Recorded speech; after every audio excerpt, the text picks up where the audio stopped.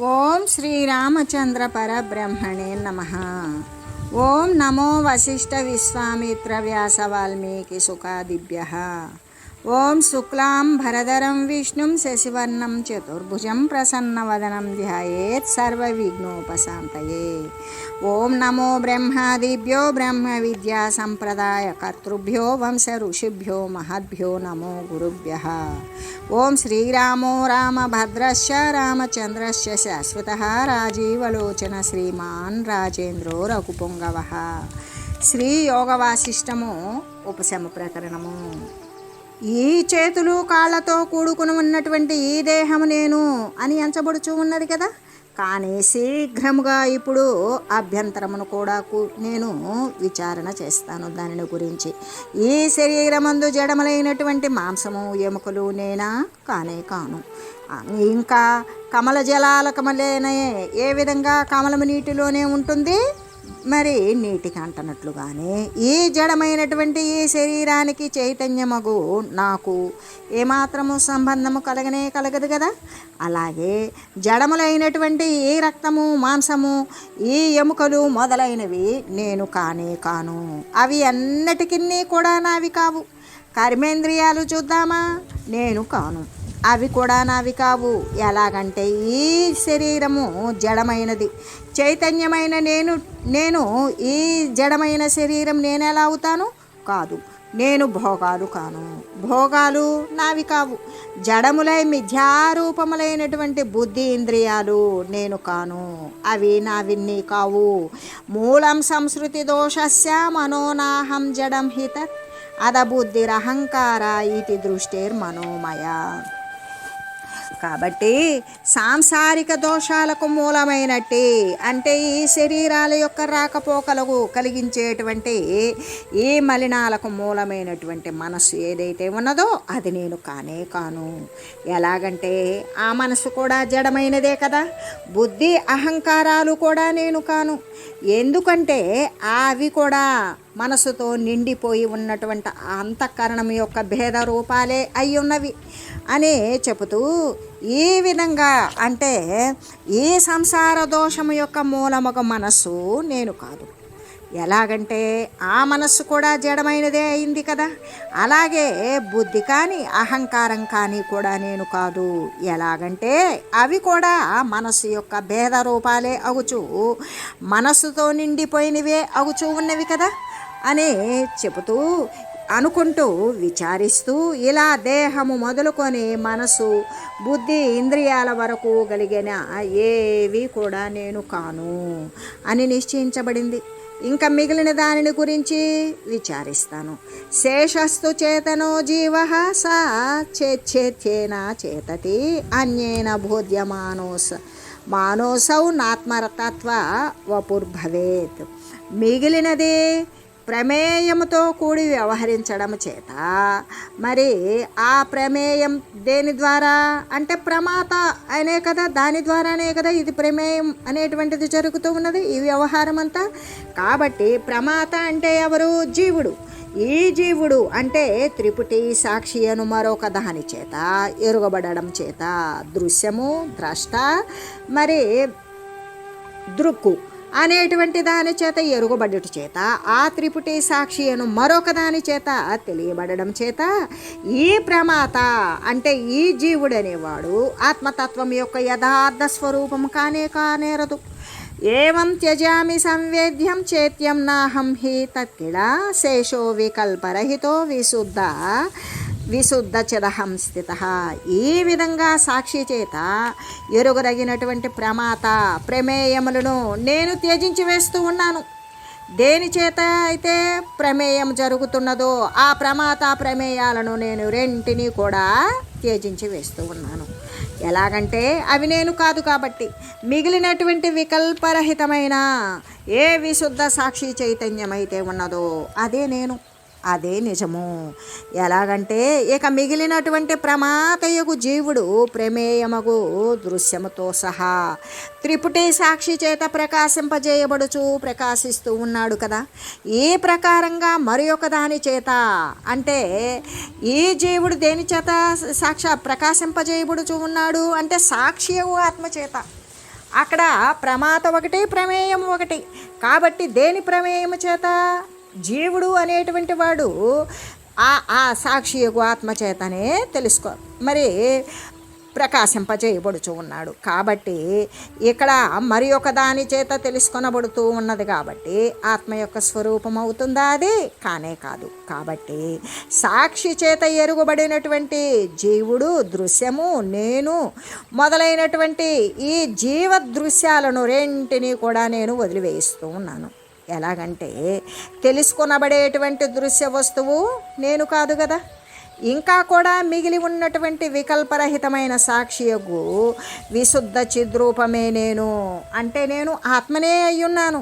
ఇటువంటి నిశ్చయము నేను ప్రతిష్ఠించడానికే ప్రయత్నిస్తూ ఉన్నాను అని చెబుతూ, అంతేకాదు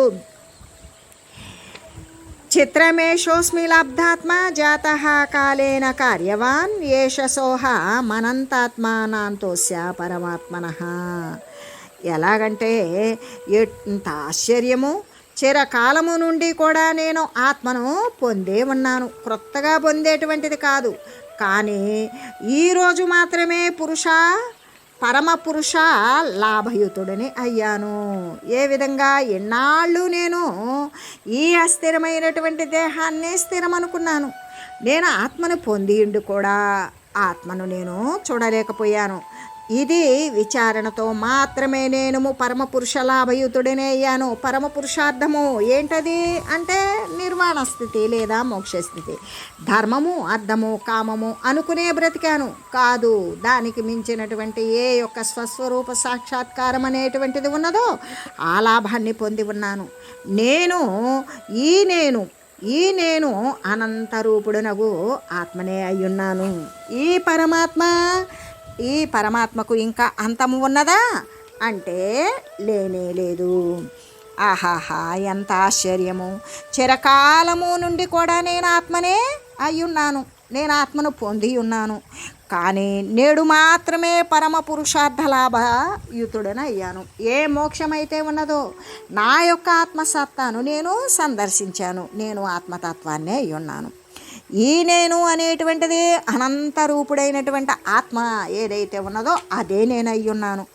ఈ పరమాత్మకు అంతమనేటువంటిది ఉన్నదా అంటే లేనే లేదు అని చెబుతూ, బ్రహ్మణీంద్రియమేవాయే సర్వభూత గణే తదా సయేష భగవాన్ ఆత్మ తంతుర్ముక్తాస్వివ స్థితః. బ్రహ్మదేవుని యందు, ఇంద్రుని యందు, యముని యందు, వాయువు యందు, సర్వభూత గణాల యందు కూడా భగవంతుడగు ఈ ఆత్మ ముత్యపు మాల యందు దారంలాగానే అనుగతుడై ఉన్నాడు అనే చెబుతూ, ఎలాగంటే బ్రహ్మదేవుని యందు కానీ, ఇంద్రుని యందు కానీ, యముడు, వాయువు, సమస్త ప్రాణికోట్ల యందు కూడా భగవంతుడైనటువంటి ఈ ఆత్మయే ముత్యాల యందు దారములాగానే అనుగతుడై స్థితి పొంది ఉన్నాడు అని చెబుతూ, చిచ్చక్తి రమలాశైష చేత్యామయ వివర్జిత భరితాశేష దిక్కుంజ భైరవాకారధారిణి సర్వభావగత సూక్ష్మ భావాభావ వివర్జిత ఆ బ్రహ్మభువనాంతఃస్థ సర్వశక్తి సముద్గిద. ఈ చిత్శక్తి నిర్మలమైనది, మాలిన్యరహితమైనది, అంతేకాదు విషయరోగ వివర్జితమైనది. ఇంకా విషయరోగాలు అనేటువంటివి లేనిదే. సర్వ దిశలా కూడా ఈ చిత్శక్తి నిండిపోయి ఉన్నది. అజ్ఞానుల పట్లయితే భయంకరమైనటువంటి ఆకారాన్ని దాల్చి ఉన్నది. అంటే సర్వ పదార్థాల యందు కూడా వ్యాపించి ఉన్నది, సూక్ష్మమై ఉన్నది, ఉత్పత్తి నాశరహితము అంటే పుట్టటము కానీ చావడము కానీ మొదలైనటువంటిది ఏది కూడా లేకుండా ఉన్నది అని చెబుతూ, సర్వ సౌందర్య శుభగా సర్వప్రాకాశ్య దీపిక సర్వ సంసార ముక్తానాం తంతురాత తరూపిణి. అది ఎట్లా ఉన్నది అంటే పాతాళము నుండి కూడా బ్రహ్మలోకం వరకు సమస్త భువనాల యందు కూడా స్థితి కలిగి ఉన్నది. సర్వశక్తి నిలయమై ఉన్నది, నిరతిశయానంద పరిప్రపూర్ణమే అయి ఉన్నది. ప్రకాశింపజేసేటువంటి వస్తువులు అన్నింటినీ కూడా ప్రకాశింపజేస్తూ ఉన్నది అనే చెబుతూ సర్వాకార వికారాఢ్య సర్వాకార వివర్జిత పక్వభూతౌ గతాం యాత సర్వదా సర్వతాం గత చతుర్దశ విధాన్యేష భూతాని భువనోదరే ఏతన్మయీయం కలన జాగతి వేదనాత్మిక. ఇంకా కూడా సర్వ బ్రహ్మాండాలను కూడా ముత్యపు మాలయందలి విశాలమైన సూత్రమై ఉన్నది. అంటే ఇన్ని బ్రహ్మాండాలను కూడా మరి ముత్యాల మాలలో ఉన్నటువంటి దారములాగానే ఈ చిద్రూప శక్తి ఈ చిత్ శక్తి సర్వ బ్రహ్మాండాలకు కూడా సూత్రమై ఉన్నది. అంతేకాదు సర్వ ఆకార వికారాలతో కూడుకొని అనేక మార్పులతో కూడుకొని సర్వ ఆకారాలు వదిలివేసినట్లే భూతకోట్లు అన్నింటి రూపాన్ని చెంది ఎల్లవేళలా కూడా సర్వరూపత్వాన్ని కలిగి ఉన్నది. 14 లోకముల యందలి. ఇక్కడ 14 లోకాలు అంటే అతల వితల సుతల తల తల రస తల మహాతల అధోలోకాలు, మరి పాత భూలోక భువర్లోక సువర్లోక మహర్లోక జనర్లోక తపోలోక సత్యలోకాలు అనేటువంటివి ఊర్ధ్వలోకాలు. ఈ అధోలోకాలు 7, మరి ఊర్ధ్వలోకాలు 7. ఈ 2 కలిపి 14 లోకాల యందలి 14 రకాలుగా జీవరాశులు అన్నింటినీ కూడా ఇది తన యొక్క ఉదరమునందే ధరిస్తూ ఉన్నది. ఇంకా కూడా ఈ జగత్తు యొక్క అనుభవ రూపకల్పన దీని యొక్క స్వరూపమే అని చెబుతూ, అంటే ఈ చిత్శక్తి నిర్మలమైనది, మాలిన్యరహితమైనది, విషయ రోగాలను వదిలివేసినటువంటిది, సర్వ దిశలలో కూడా పూర్ణం చేసినటువంటిది, అజ్ఞానుల పట్ల భయంకరమైన ఆకృతిని ధరిస్తూ ఉంటుంది, సర్వ పదార్థాలను యందు మొత్తం వ్యాపించి ఉంటుంది. అంతేకాదు సూక్ష్మమును ఉత్పత్తి నాశరహితము, పుట్టుక చావు లేనటువంటిది, పాతాళము నుండి బ్రహ్మలోకం వరకు కూడా సమస్త లోకాల యందు కూడా ఇది స్థితి కలిగి ఉన్నది. సర్వశక్తి నిలయము, నిరతిశయానంద, ఏమాత్రము అదనమైనది లేకుండా సమరూపంలో ఉన్నటువంటి ఆనందముతో ఉన్న పరిపూర్ణ తత్వము, ప్రకాశింపజేసేటువంటి వస్తువులు అన్నింటినీ కూడా ప్రకాశింపజేస్తూ ఉంటుంది. సర్వ బ్రహ్మాండాలను కూడా ముత్యపు మాలయందలి విశాలమకు సూత్రము తానే అయ్యున్నది. ఇంకా కూడా సర్వ ఆకార వికారాలతో కూడుకొని సర్వ ఆకారాలను వదిలివేసినది భూతకోట్లు అన్నింటి యొక్క రూపాన్ని చెంది ఎల్లకాలము కూడా సర్వరూపత్వాన్ని కలిగి ఉన్నది. అంటే 14 లోకాల యందలి 14 విధాలైనటువంటి జీవరాశులు అన్నింటినీ కూడా ఇది తన యొక్క కడుపునందు ధరిస్తూ ఉన్నది. ఇంకా కూడా ఈ జగత్తు యొక్క అనుభవ రూపకల్పన దీని యొక్క స్వరూపమే అయ్యున్నది అని తెలియజేస్తూ, సుఖాలు దుఃఖాలతో నిండిపోయిన దశలన్నీ కూడా ఆ బద్ధప స్వరూపాలే. పలువిధ ఆకారాల చేత ఆభాసమానమైనటువంటి ఈ ఆత్మ ఏదైతే ఉన్నదో ఇదే సమస్తము అయి ఉన్నది. ఇదే పరాచైతన్యము అని చెబుతూ, అటువంటి చైతన్య రూపమే అగు ఆ ఆత్మ జగత్తంతటను కూడా వ్యాపించి ఉన్నది. అది నా బుద్ధికి సాక్షి అయి కూడా వెలుగుతూ ఉన్నది. ద్రష్ట దృశ్య భేదాల చేత కల్పించబడేటువంటి రూపాన్ని ధరించిన ఈ చైతన్యమే నేను రాజును అనేటువంటి భ్రమను కూడా కలిగిస్తూ ఉన్నది. అస్యాయేవ ప్రసాదేన మనోదేహారధే స్థితం సంసార జాల లీలాసు యాతి వల్గతి నృత్యతి. ఈ చైతన్యం యొక్క ప్రభావము చేతను మనస్సు దేహము అనే రథం మీద కూర్చున్నది. అలా కూర్చొని సంసార జాల లీలల యందు అది వెళుతూ వ్యవహారం చేస్తూ నాట్యం చేస్తూ ఉన్నది అనే చెబుతూ, ఈ చైతన్యం యొక్క ప్రభావం చేత మరి మనస్సు అనేటువంటిది దేహము అనబడేటువంటి ఈ మనసు ఎక్కడెక్కింది? దేహం అనే రథాన్ని ఎక్కి ఆ రథం మీద కూర్చొని సంసార జాల లీలల యందు, సంసార జాల లీలలు అంటే పుడుతూ చస్తూ, ఈ పుట్టిన తర్వాత అనేక కార్యక్రమాలు, వాసనలు, కోరికలు, కష్టాలు, క్లేశాలు, పాశాలు, ఆనందాలతో కూడుకొని సుఖాలను కోరుతూ దుఃఖాలనే ఆశ్రయిస్తూ అది అలాగే బాధలు పడుతూ ఉంటుంది. అటువంటిదే ఈ సంసార జాల లీల. అంటే సంసారము అనబడేటువంటి వల, దాని యందు వస్తూ పోతూ వ్యవహారం చేస్తూ నాట్యం చేస్తూనే ఉన్నది అనే చెబుతూ, ఇదం మన శరీరాది నకించిదపి వస్తుతః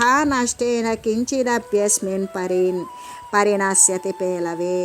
యథార్థంగా కూడా ఈ మనోదేహాదులు ఏవి కూడా లేవు.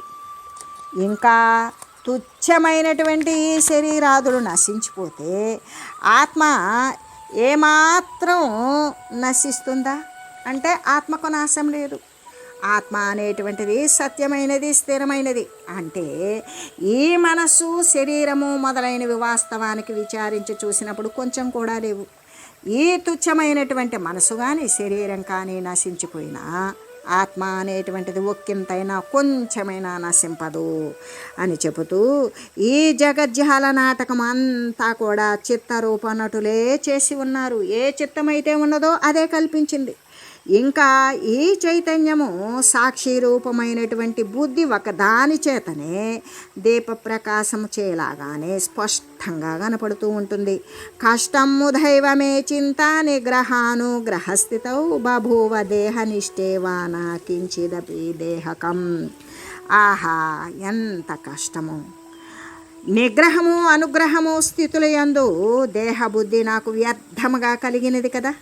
యథార్థముగా దేహం అనేది ఉన్నదా అంటే దేహమేమీ లేదు. ఎలాగా? అయ్యో ఎంత కష్టము! నిగ్రహించడం కానీ అనుగ్రహము అంటే అవతల వారిని శిక్షించేటప్పుడు కానీ రక్షించేటప్పుడు కానీ నాకు దేహబుద్ధి ఉన్నది. దాని ద్వారా చింత అనేటువంటిది కలిగింది. ఆ చింత ద్వారాగా వ్యర్థమైనటువంటి మనస్తాపమే కలిగింది తప్ప వాస్తవానికి అసలు లేనటువంటి దేహము ఒకంతైనా ఉన్నదా? లేనే లేదు కదా అని అనుకుంటూ, అహోత్వహం ప్రబుద్ధోస్మి గతం దుర్దర్శనం మమ ద్రష్టవ్యమఖిలం ప్రాప్తం ప్రాప్యమిదం మయా. ఆహా, ఇప్పుడు నేను జ్ఞానవంతుడనైతిని. నా దుర్దృష్టి అంటే శరీరాదుల యందు సత్యదృష్టి ఏదైతే ఉన్నదో అది తొలగిపోయింది. చూడదగినదంతా కూడా నేను చూశాను, పొందదగినదంతా కూడా నేను పొందాను. అంటే ఇప్పుడు మాత్రమే నేను జ్ఞానవంతుడనయ్యాను. నాకు శరీరాదులు యందు ఉన్నటువంటి సత్యదృష్టి ఏదైతే ఉన్నదో అటువంటి దుర్దృష్టి పూర్తిగా నశించిపోయింది. చూడదగిందంతా నేను చూశాను, పొందదగింది కూడా మొత్తం పొందే ఉన్నాను. కాబట్టి ఈ కనిపించేటువంటి జగద్గతమైనటువంటి ఈ దృశ్య పదార్థం అంతా కూడా చిత్తు నుండే మాయ చేత సంభవించిందే, లేకనే ఉన్నట్లుగా కనబడిందే తప్ప కానీ ఇందు ఇతరమైనటువంటి శాశ్వత వస్తువు ఏదైనా ఉన్నదా? లేనే లేదు కదా. క్వా తౌకి దృగ్విధౌ వాపి కిం నిష్టౌ వా కిమాత్మకౌ నిగ్రహానుగ్రహౌ లోకే హర్షమర్ష క్రమౌ తదా. ఆ నిగ్రహము అనుగ్రహము రెండు కూడా ఇప్పుడు ఎక్కడున్నవి? ఇంతకు ముందైతే నేను రాజును, కిరాత రాజ్యం నాది, ప్రజలను శిక్షించాలి, వాళ్ళని ధర్మ మార్గాన్ని నెరపాలి అనేటువంటి విషయాలతో వారిని శిక్షించడం, రక్షించడం, వారి పట్ల దండని విధించడం, వారిని మరి సత్కరించడం అనేటువంటి విషయాల పట్ల ఈ నిగ్రహ అనుగ్రహాలు రెండు ఇప్పుడు ఎక్కడికి పోయినవి? ఎక్కడున్నాయి? ఎలా ఉన్నాయి? ఏ రూపంలో ఉన్నాయి?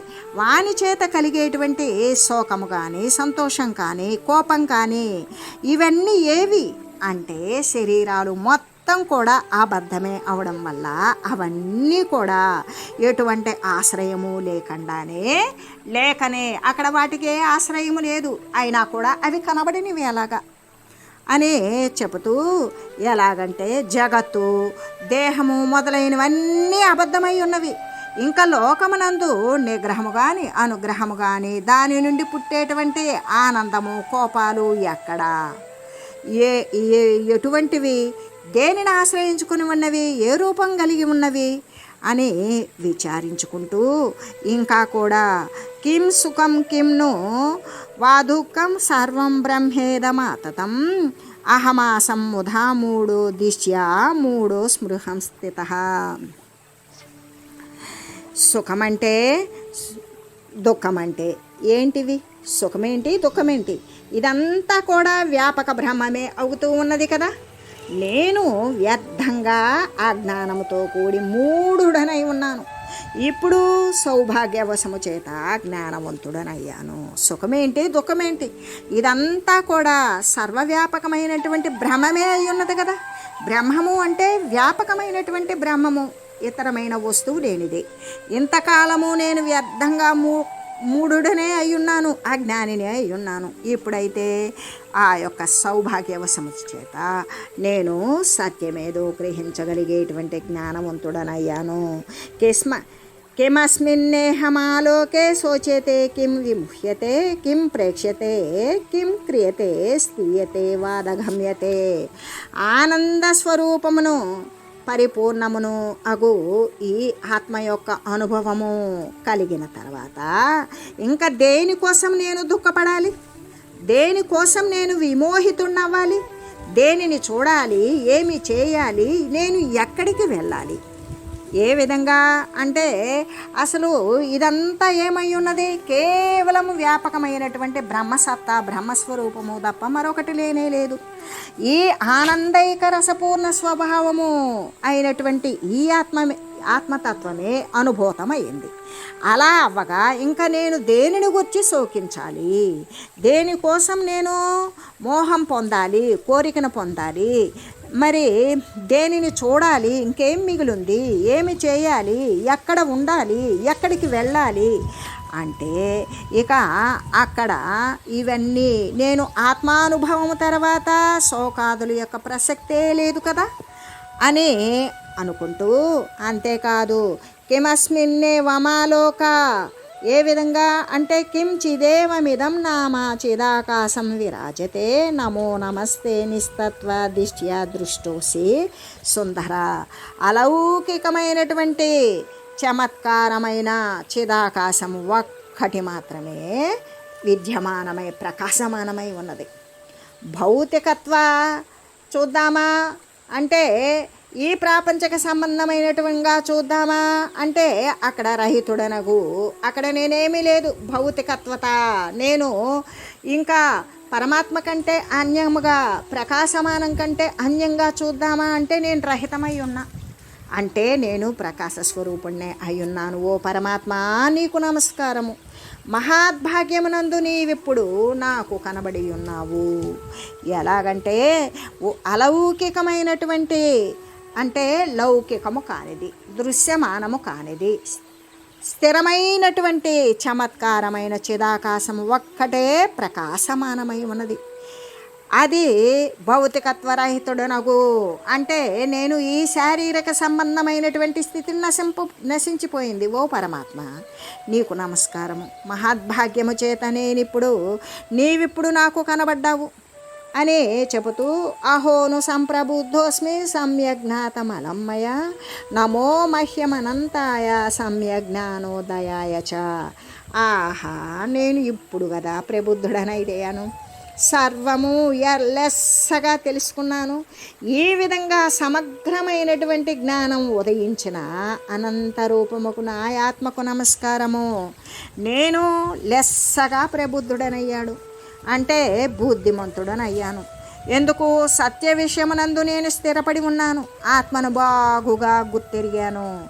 సమగ్రమైనటువంటి జ్ఞానం ఉదయించడం చేత అట్టి ఆ జ్ఞానోదయము కలిగిన అట్టి అనంత ఆత్మనకు నాకే నమస్కారాలు అని చెబుతూ, ఈ విధంగా రాగము, ద్వేషము మొదలైనటువంటి భావాలు నశించిపోవడం చేత జాగ్రత్త, స్వప్నము, సుషుప్తి అనే విషయస్థితి కూడా నశించిపోయింది.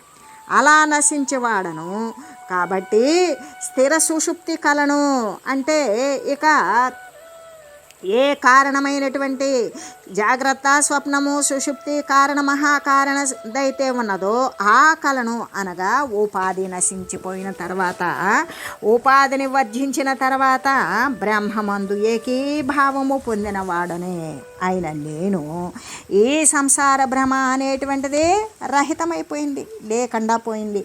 ఇక దేని పట్ల ఆసక్తి కానీ మరో దాని పట్ల అనాసక్తి కానీ అయిష్టము కానీ అన్నీ ఏవీ లేవు. నాకు దేని పట్ల ఇష్టము కానీ అయిష్టము కానీ ఏమీ లేవు.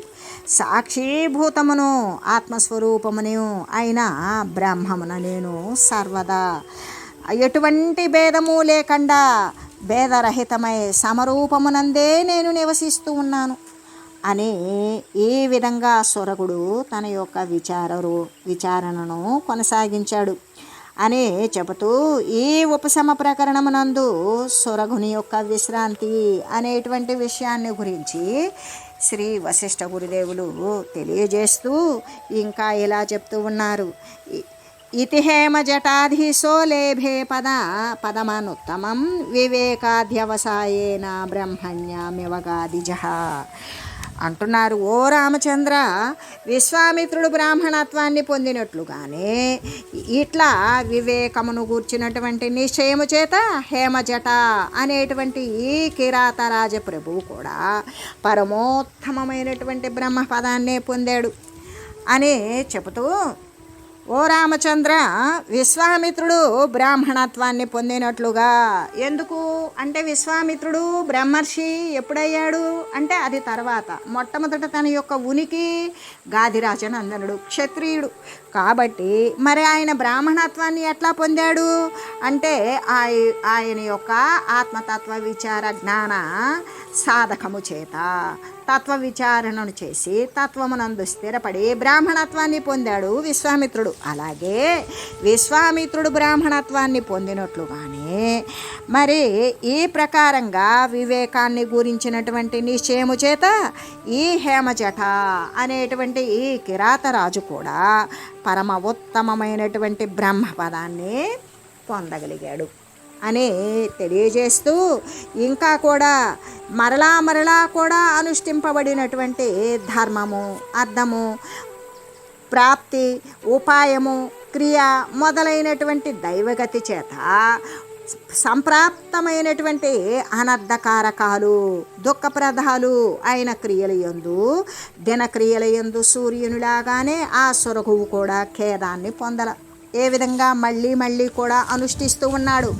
ధర్మాన్ని ఆశ్రయించుకొని అర్థం ద్వారా చేయవలసినటువంటి క్రియలు, మరి వాని యొక్క ప్రాప్తం, ఆ ప్రాప్తికి చెందినటువంటి ఉపాయాలు, ఆ ఉపాయాలకు తగినటువంటి క్రియలు, ఆ క్రియల ద్వారా దైవం యొక్క గతి చేత సంప్రాప్తమైనటువంటి అనర్థకారకాలు అంటే ఇబ్బందిని కలిగించేటువంటి కారణాలైనటువంటి దుఃఖప్రదాలైన తనకెప్పుడైనా దుఃఖాన్ని ఇచ్చేటువంటి క్రియలు యందు కానీ దినక్రియ యందు అంటే వీటన్నింటి యందు కూడా అతను ఏ విధంగా బాధను పొందలేదు. ఎలాగంటే దినక్రియ యందు సూర్యుడు అంటే ఉదయాన్నే ఉదయించడం సాయంత్రానికి అస్తమించినట్లుగానే ఆ సురగువు కూడా ఎటువంటి ఇబ్బంది క్లేశాలు బాధలు ఉన్నప్పటికీ కూడా అవన్నీ కూడా అవిద్యాజనితమే అని ఆత్మతత్వమనందు విశ్రాంతి పొందిన ఆ సురగువు ఈ విషయాల పట్ల ఆయన రాజ్యపాలన సాగిస్తూనే మరి ఎటువంటి భేదము కూడా దుఃఖము కూడా పొందకుండానే ఉన్నాడు అని చెబుతూ, అంతేకాదు తతఃప్రభృతి సోతిష్టత్ సర్వదా విగతజ్వర సమాసమేష్వకే కార్యే జలౌఘాగ్రాయి వాచల. అప్పటి నుండి కూడా నిగ్రహానుగ్రహ రూపాలైనటువంటి తన రాజోచితమైనటువంటి కార్యాలయందు జల ప్రవాహానికి ఎదుట ఉన్నటువంటి పర్వతములాగానే అచంచులుడై ఎల్లవేళలా కూడా దుఃఖరహితుడే అయ్యున్నాడు అని తెలియజేస్తూ, ఓం మంగళం శ్రీ గురుదేవాయ మహనీయ గుణాత్మనే సర్వలోకశరణ్యాయ సాధురూపాయ మంగళం. ఓం మంగళం కోసలేంద్రాయ రామాయ రామభద్రాయ చక్రవర్తి తనూజాయ సార్వభౌమాయ జానకీ వల్లభాయ శ్రీరామచంద్రాయ మంగళం. ఓం తత్సత్.